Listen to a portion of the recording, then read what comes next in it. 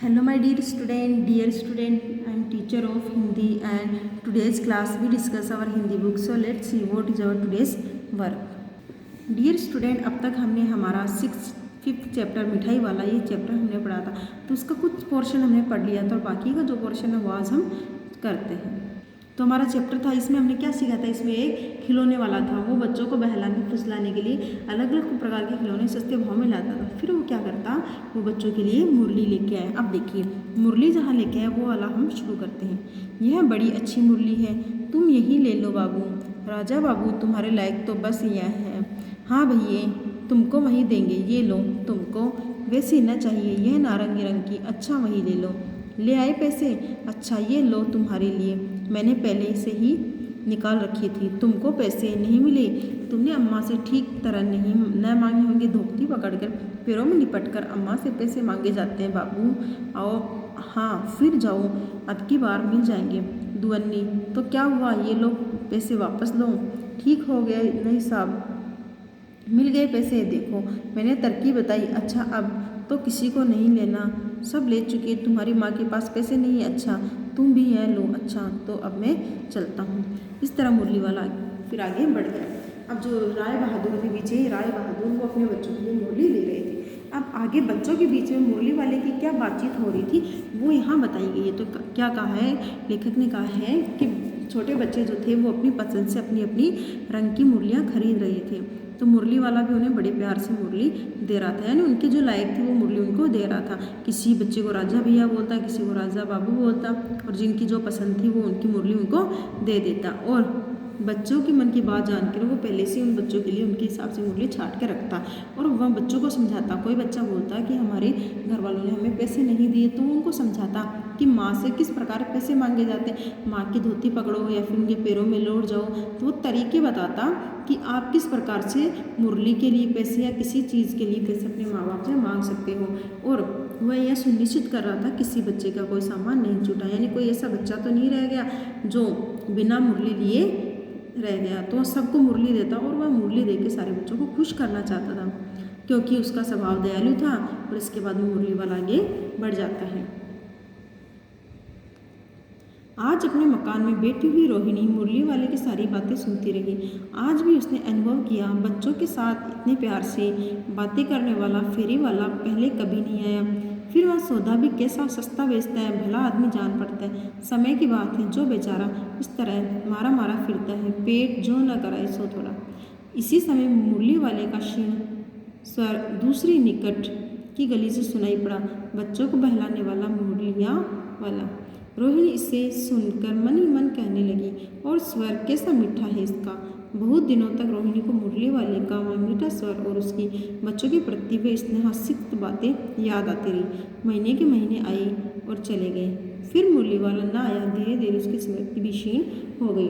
अब जो रोहिणी थी बच्चों की माँ, चन्नू मुन्नू की माता, वो बैठी बैठी सोच रही थी, देख रही थी जो मुरली वाला बच्चों को सामान भेज रहा था, वो देख देख के वो सोच रही थी कि कैसी मीठी मीठी प्यारी प्यारी बातें करता है। और उन बातों को ध्यान से सुन रही थी और वो देख रही थी ये मीठी मीठी बातें जो करता है, आज तक ऐसा कोई फेरी वाला नहीं आया। ये तो कोई भला इंसान मालूम पड़ता जो इतनी सस्ती चीज़ें बेचता है, यानी अपना जो सामान इतना सस्ता दे रहा है, तो शायद कोई कारण रहा होगा।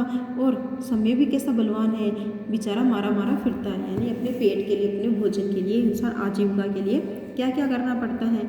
अब मुरली वाले की आवाज़ थोड़ी दूर, यानी वो दूर चला गया था गली से, तो उसकी आवाज़ भी धीरे धीरे आने लगी। बच्चों को बहलाने वाला मुरलिया वाला, ये आवाज़ धीरे धीरे होने लगी। और उसके जो प्रभाव था उसकी मीठी वाणी का, वो लंबे समय तक याद करने की कोशिश करती रही कि कितना मीठा मैं बोलता था। और धीरे धीरे वो मुरली वाला, कई महीने बीत गए, मुरली वाला नहीं है। अब रोहिणी को भी मुरली वाले की याद कम हो गई, उसकी याद जो थी कम रह गई उसके दिमाग में। 8 मास बाद सर्दी के दिन थे। रोहिणी स्नान करके मकान की छत पर चढ़कर आजानुलंबित केश राशि सुखा रही थी। इस समय नीचे की गली में सुनाई पड़ा बच्चों को बहलाने वाला मिठाई वाला। मिठाई वाले का स्वर उसके लिए परिचित था। जट से रोहिणी नीचे उतर आई। उस समय उसके पति मकान में नहीं थे, हाँ उसकी वृद्धा दादी थी। रोहिणी उनके निकट आकर बोली, दादी चुन्नू मुन्नू के लिए मिठाई लेनी है, जरा कमरे में चलकर ठहराओ। मैं उधर कैसे जाऊँ, कोई आता न हो, जरा हटकर मैं भी चिक की ओट में बैठी रहूँगी। अब जैसे ही उसको आवाज़ सुनी, यानी रोहिणी एक दिन आजानुलंबित केश का मतलब होता है घुटनों तक के लंबे रोहिणी के बाल थे। तो सर्दियों की धूप थी, तो सर्दियों की धूप में सुबह सुबह छत पे अपने बालों को सुखा रही थी। तभी उसको आवाज़ सुनी कि मिठाई वाला, बच्चों को बहलाने वाला मिठाई। अब जैसे उसने आवाज़ सुनी तो उसको याद आ गया कि ये तो मेरी पहले से सुनी हुई। तो याद आया तो भाग के दौड़ के नीचे आई और उसने देखा कि उसके घर पे आज कोई नहीं है, यानी उसके पति घर पे नहीं थे, लेकिन उसको बच्चों के लिए मिठाई लेनी थी। तो वह अपनी जो बूढ़ी दादी थी उसको उसने कहा कि आप उनको बुलाइए, क्योंकि मुझे चुन्नू मुन्नी के लिए मिठाई लेनी है। आप उनको कमरे में बिठाइए और मैं सामने नहीं आऊँगी, क्योंकि अपरिचित लोगों के लिए सामने आना सही नहीं होता। मैं चुपचाप से बाहर खड़ी रहूँगी, दीवार के पास खड़ी रहूँगी और मैं वहीं से आपको बता दूँगी कि आप ले लो, क्योंकि हम जानते हैं कि हमारा जो भारतीय परिवार होता है इसमें बड़ी बहुएँ दूसरों के सामने आसानी से नहीं आती हैं। रोहिणी ने भी किया भी वही, यानी कि मिठाई वाले को कमरे में जब ठहराया गया तो वह दीवार के पास चुपचाप खड़ी हो गई। दादी उठकर कमरे में आकर बोली, ए मिठाई वाले इधर आना। मिठाई वाला निकट आ गया और बोला, कितनी मिठाई दूँ माँ? ये नई तरह की मिठाइयाँ हैं, रंग बिरंगी, कुछ खट्टी, कुछ मीठी, जायकेदार, बड़ी देर तक मुंह में टिकती है, जल्दी नहीं घुलती।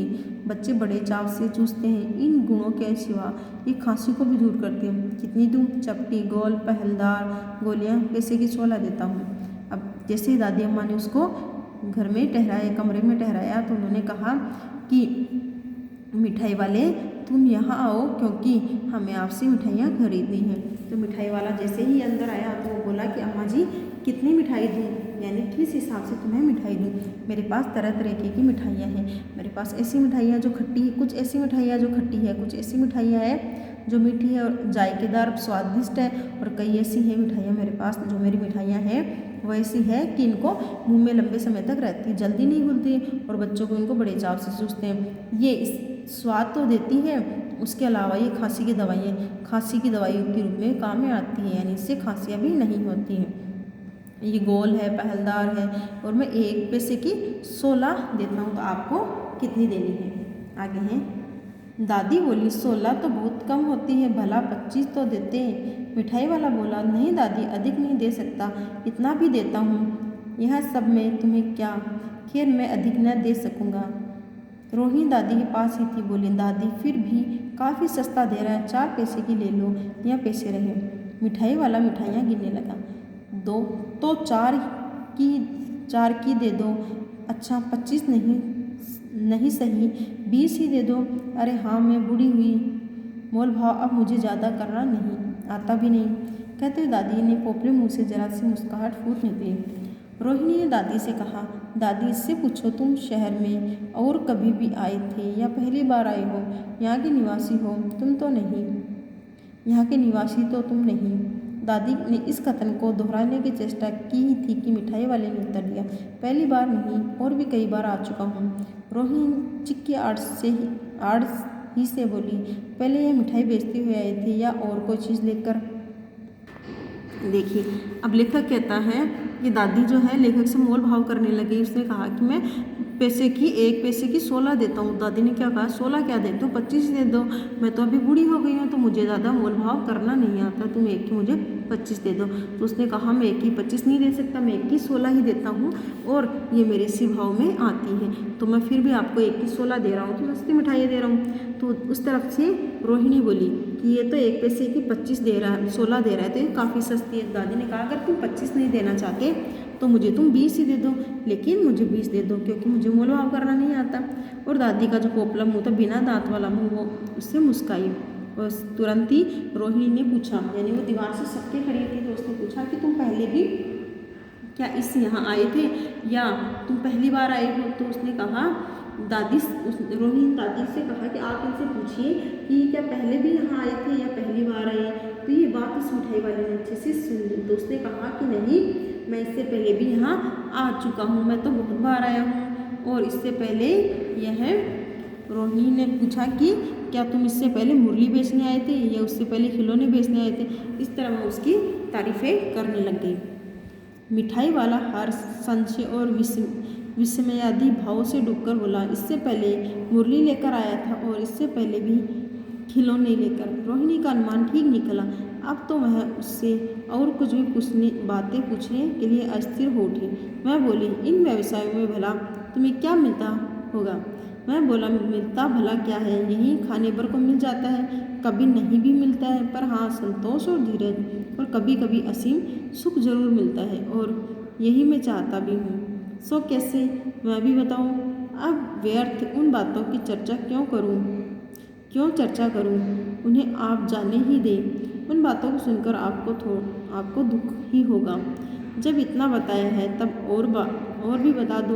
मैं बहुत उत्सुक हूँ, तुम्हें हर्जा न होगा, मिठाइयाँ मैं और भी ले लूँगी। और आगे जब रोहिणी ने कहा कि मैंने तुम्हें इससे पहले देखा है, तो उसने कहा, हाँ इससे पहले तो मैं मिठाइयाँ मुरली लेके आया, तो उससे पहले मैं खिलौने। तो ये सुन के रोहिणी का अनुमान ठीक निकला, यानी कि उसको पता लग गया था कि हाँ जो मैंने सोचा था ये वही व्यक्ति है। तो वो उससे और बातें पूछने लग गई। तो उसने बोला, क्या तुम जो ये व्यवसाय करते हो, जो फेरी वाला काम करते हो, इससे तुम्हें क्या मिलता है, क्या फ़ायदा होता होगा?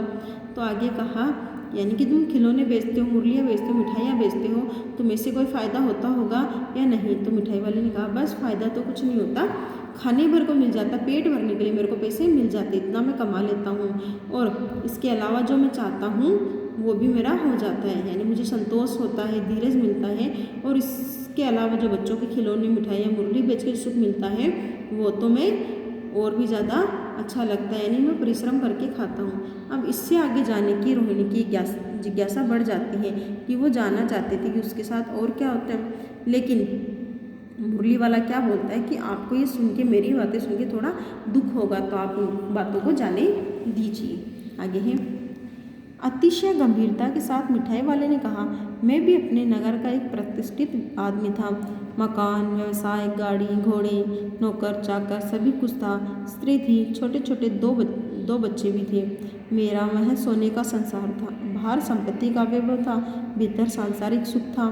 स्त्री सुंदरी थी, मेरी प्राण थी। बच्चे ऐसे सुंदर थे जैसे सोने के सजीव खिलौने। उनकी अटखेलियों के मारे घर में कोलाहल मचा रहता था। समय की गति, विधाता की लीला, अब कोई नहीं है। दादी प्राण निकाले ही नहीं निकले, इसलिए अपने उन बच्चों की खोज में निकला हूँ। वे सब अंत में होंगे तो यहीं कहीं, आखिर कहीं न कहीं जन्मे ही होंगे। अब आगे जब रोहिणी ने कहा कि आप मुझे बताओ कि आपके साथ क्या हुआ, आप इतनी सस्ता सामान क्यों बेचते हो? तो मिठाई वाले ने कहा कि आपको सुन के दुख होगा, लेकिन फिर भी रोहिणी ने कहा, आप मुझे बताइए कि आप इतना सामान सस्ता क्यों बेचते? इसके बाद में मिठाई वाले ने गंभीर होके कहा कि मैं अपने शहर का एक अमीर आदमी था, प्रतिष्ठित आदमी था, मेरी काफ़ी ज़्यादा प्रतिष्ठा थी, सम्मानीय आदमी था। मेरे पास गाड़ी घोड़े मकान सब थे, नौकर चाकर थे, सुंदर सी बीवी थी, दो प्यारे प्यारे बच्चे थे। लेकिन क्या था कि भगवान की ऐसी लीला हुई कि मेरा सब कुछ नष्ट हो गया। मेरे बच्चे ऐसे थे जैसे कोई सोने के खिलौने हो, इतने प्यारे प्यारे थे।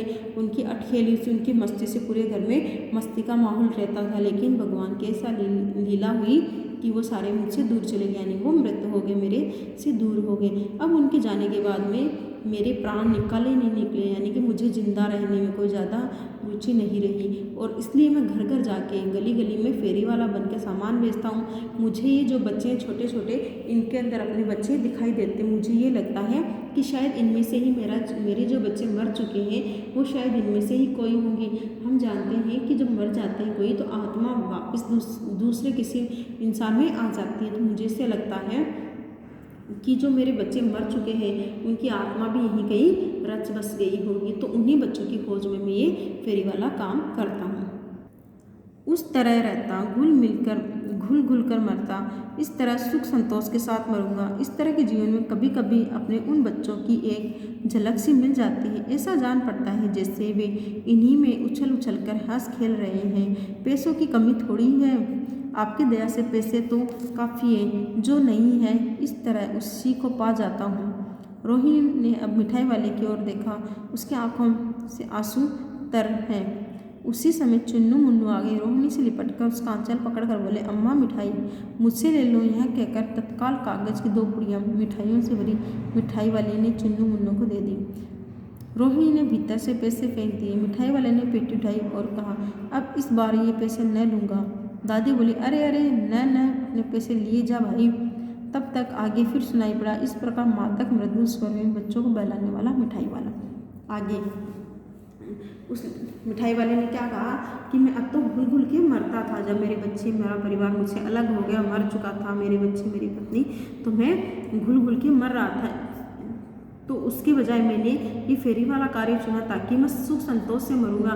बच्चों, ये जो बच्चे हैं, गली मोहल्ले के बच्चे हैं, इन बच्चों में मुझे अपने बच्चों की झलक भी दिखाई पड़ती है। कभी कभी इन बच्चों को देखता हूँ हंसते कूदते हुए, तो मुझे ऐसा लगता है कि मेरे ही बच्चे हंस कूद रहे हैं। मेरे पास पैसों की कमी नहीं है, लेकिन जिस चीज़ की कमी है वो मैं यहाँ इन बच्चों में पा लेता हूँ। यानी मेरे पास जो सुख नहीं है वो बच्चों का सुख नहीं है। तो ये फेरी वाला सामान बेच बेच के उस सुख को मैं प्राप्त करता रहता हूँ। और उसके बाद में जब रोहिणी ने उस मिठाई वाले को देखा तो उसने देखा कि उसकी आंखों से आंसू काफ़ी ज़्यादा बह रहे थे। उसी समय चुन्नू आ गए। तो चुन्नू आते ही अपनी माँ से यानी रोहिणी से लिपटे और बोले, हमें मिठाई दो।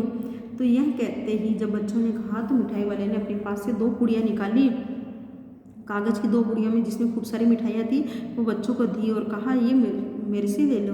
तो रोहिणी ने इनके बदले में उसकी तरफ पैसे फेंके। तो कहा, आप ये पैसे ले लो। तो उसने वो पैसे नहीं लिए। कहा, आज मैं इन मिठाइयों के पैसे नहीं लूँगा। लेकिन दादी ने क्या कहा, दादी ने कहा, नहीं नहीं, ये तुम्हारी मेहनत के पैसे, तुमने हमें सामान बेचा है तो इसलिए तुम्हें ये पैसे लेने पड़ेंगे। लेकिन मिठाई वाले ने वो पैसे ना लेने से इनकार कर दिया और काफ़ी आगे चला गया। और वहीं उसकी मीठी प्यारी आवाज़ सुनाई देने लगी, बच्चों को बहलाने वाला मिठाई वाला। तो इस प्रकार से हमारा चैप्टर था मिठाई वाला। तो इस चैप्टर में क्या था, इस चैप्टर में हमने ये सीखा था कि एक व्यक्ति था, वो नसीब का मारा था, विधाता की लीला के आगे मजबूर था, लेकिन वो अपने दुख का रोना ना रोते हुए बाकी बच्चों में अपने बच्चों की झलक पाता था और खुश रहने की कोशिश करता था। तो यहाँ आज आपका चैप्टर कंप्लीट हो गया है। तो यहाँ हमने इस चैप्टर को अच्छे से समझ लिया है। इसका जितना भी वर्क है वो हम नेक्स्ट वीडियो में करेंगे। नेक्स्ट हमारी जो क्लास होगी इसमें हम इसके क्वेश्चन आंसर करेंगे। आज का आपका वर्क देखिए क्या रहेगा। आज आप करेंगे पैराग्राफ 10 के शब्दार्थ। लायक मीन्स योग्य, ध्वनि मीन्स द्वान्य, तरकीब मीन्स युक्ति। उसके अलावा देखिए सौदा मीन्स बेचने वाला, भला मीन्स सज्जन, क्षीण यानी धीमा या धीरे, निकट मीन्स पास, स्नेहासिक यानी प्रेम भरी बात, स्मृति मीन्स याद। आगे है स्नान मीन्स नहाना, आजानु लंबित मीन्स घुटनों तक लंबे, केशराज मीन्स बाल, परिचित मीन्स जाना पहचाना, वृद्धा मीन्स बुजुर्ग, चिक मीन्स बांस की तिल्ली से बना पड़ता, ओट मीन्स हाड़। फिर है रंग बिरंग मीन्स तरह तरह की, जायकेदार मीन्स स्वाद वाली, चाव मीन्स आनंद। आगे देखिए ज़्यादा मीन्स अधिक, पोपले मुँह यानी बिना दांतों का मुँह, निवासी मीन्स रहने वाले, कथन मीन्स कही गई, चेष्टा मीन्स प्रयास, आड़ मीन्स ओट। आगे देखिए संशय मीन्स संदेह, विस्मय आदि मीन्स आश्चर्य, अनुमान अंदाजा, अस्थिर बेचैन, व्यवसाय धंधा, असीम, अपार, व्यर्थ बेकार। आगे है अतिशय मीन्स बहुत अधिक, प्रतिष्ठित, सम्मानीय, सोने का संसार, वैभव से भरपूर जीवन, चमक दमक, वैभव मीन्स चमक दमक, सजीव मीन्स जीवित, अटखेल या खेलकूद, बाल क्रीड़ा, कोलाहल शोर, विधाता भगवान या ईश्वर। तर मीन्स भीगी हुई, तत्काल मीन्स तुरंत, पेटी संदूक, मादक मृदुल मीन्स लययुक्त मधुर। तो यहाँ आज आपको ये जो वर्ड मीनिंग मैंने करवाई है, इन वर्ड मीनिंग्स को नोटबुक में लिख दीजिए। और उसके अलावा जो जितना चैप्टर मैंने अभी तक आपको करवा दिया उसको अच्छे से अंडरस्टैंड करना है, ताकि हम इस चैप्टर के क्वेश्चन आंसर हमारी नेक्स्ट क्लास में कर सकें। बच्चों आपको कहीं कन्फ्यूजन है तो आप कमेंट करके हमें ज़रूर पूछिए। आपको वीडियो को लाइक शेयर और कमेंट करना। Thank you so much for watching this video. Have a nice day.